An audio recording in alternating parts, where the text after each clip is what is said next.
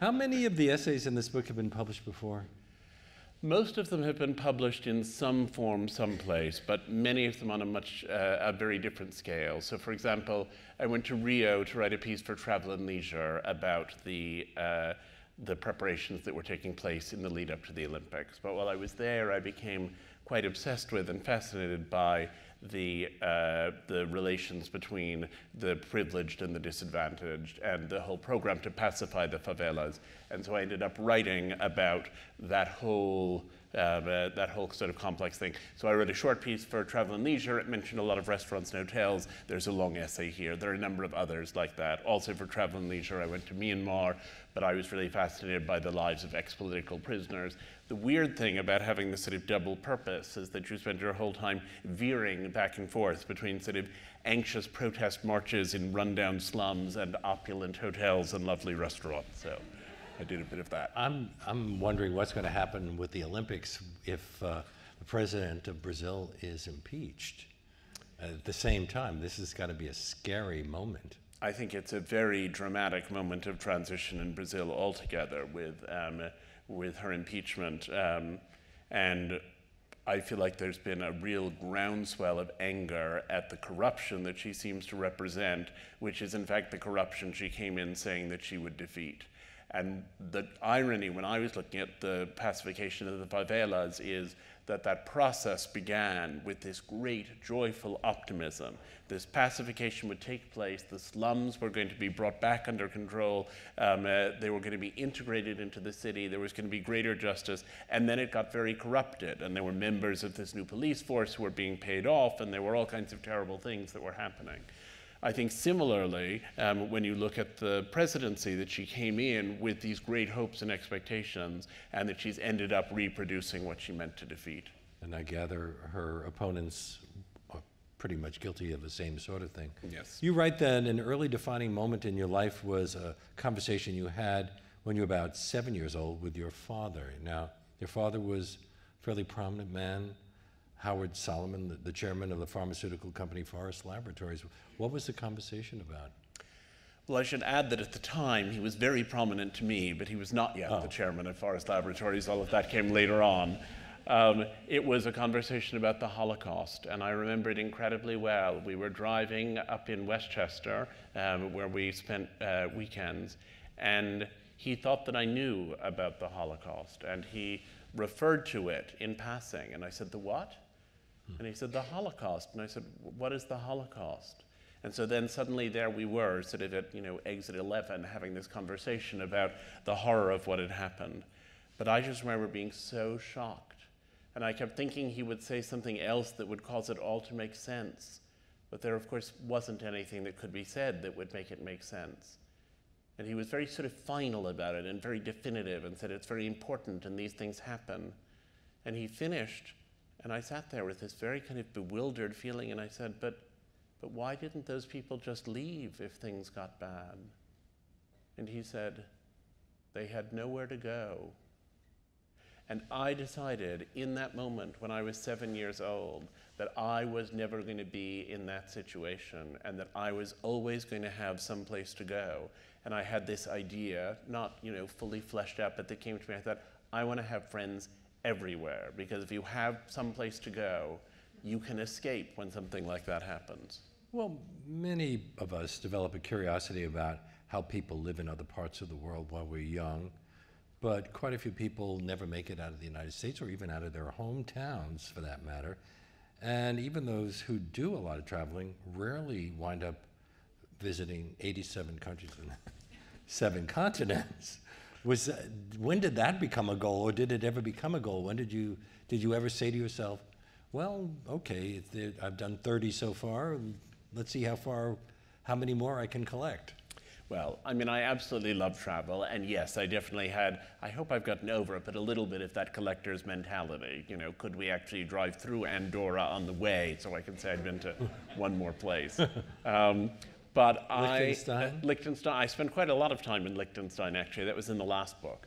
But I had the assignment to do an article on Russia. It was my first job. I was working for a British glossy magazine. I was doing the arts writing. I'd always wanted to see, really what I'd wanted to see what was Leningrad. There was this auction taking place in Moscow. I thought, oh, I'm going to get these editors to send me and they'll pay for my ticket.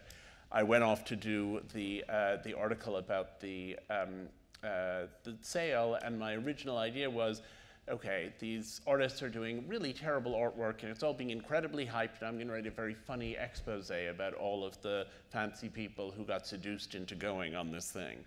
And then I went to Moscow and I met the artists and formed what ended up being some of the most important and intense relationships of my life.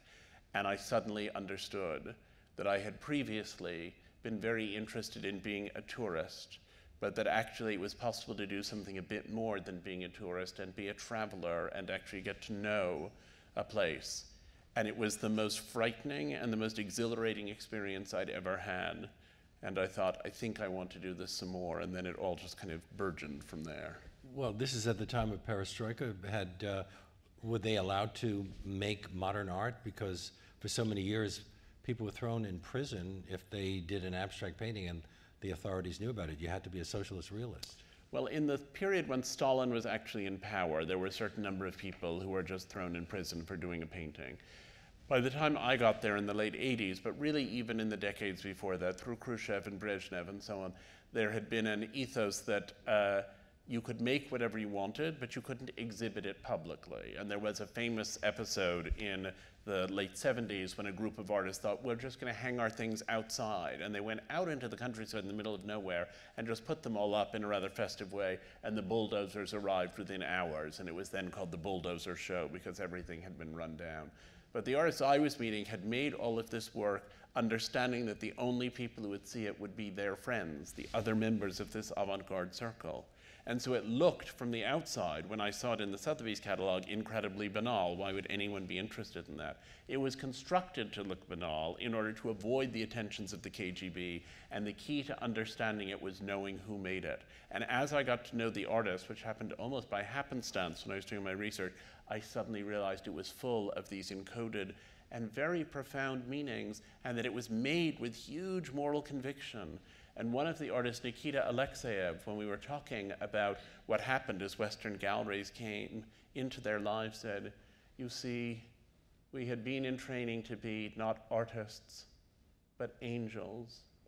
And now there's a Western commercial world, and they aren't interested in angels, and all of us have to become artists. And that was my topic. I once interviewed a filmmaker who had gone through that period, who said that he felt that art in a way was on a higher level because you had to work in subtext, and people had to understand what you were saying, the people who would understand, whereas the censors would not get it. And once you were totally free, then you became a lot more obvious. I mean, I had that sort of, slightly pat line within the film of the people in the least free societies can be the most free and so on. But I was amazed by how people were able to turn their limitations into their strengths. I mean, that's a theme in all of my work, really, and certainly throughout this book. There were a group of architects I got to know when I was in Moscow. Now, they had trained as architects. In the first place, you couldn't work as an architect in the Soviet Union unless you were in the official union. And then even if you could, you had to design things to sort of general official state plans, and there were no supplies. There was sort of one kind of window, and whatever you designed, that was the kind of window there was. So this group of architects who knew that they would never be able to make it in that world all had other part-time jobs, and they would sit together at night, and they would design the Tower of Babel. They would design a theater that was made to float in the Baltic Sea. They would design all of these imagined things, and what they designed was so fantastic, and their sketches were so unbelievably, unbelievably beautiful. They were actually much more dramatic and much more impressive in many ways than what even, Zaha Hadid and Rem Koolhaas could do, because they were building to build, and these people were designing to dream. Have you been back during the Putin era? Is it any better for artists? I was back in the early Putin era. I mean, it's better for artists insofar as the censorship is not as acute and people don't get imprisoned as readily. Certainly Pussy Riot got imprisoned. Certainly, I mean, have been several shows which had content that alluded to gay topics. Those people have been thrown pretty rapidly behind bars under the gay propaganda law. I would say things are not, there isn't a state-sponsored art, and there therefore isn't an unofficial art which exists in contrast to what the state accepts. But there is a sense that if what you do is too explicitly provocative, you're going to get yourself in a lot of trouble. And it's very sad because there was a time of freedom. There was a time of freedom which then collapsed back into this oppression. Now, when you met those artists the first time, your life experience had been very different from theirs. Did you find it easy to relate to them? I was surprised at how easy it was to relate to them. And the thing that made it easy was an essential reciprocity. Those artists were just as curious about the world I came from as I was about their world. Now, on the surface, our lives were incredibly, incredibly different, but I was trying to make art of a kind. They were making art themselves. I found them impressive because they had stood up to such authority. And they found me interesting because I could tell them what it was like to think in a world full of freedom. So at the level of kind of instantly, oh, you're kidding, I did that too. You watched that? I watched that too. That was my favorite show. You know, none of them had seen Mr. Rogers. But I found that there was actually much more in common than I would have expected. And then you went back in '89 when as they prepared a giant exhibition of Soviet and German art. This was at a key moment in Russian history. It was, and I feel very fortunate. I mean, some of it's been by design and some of it's been by happenstance. I happen to have just finished grad school. I happen to want to go and see Leningrad. I happened to land that assignment.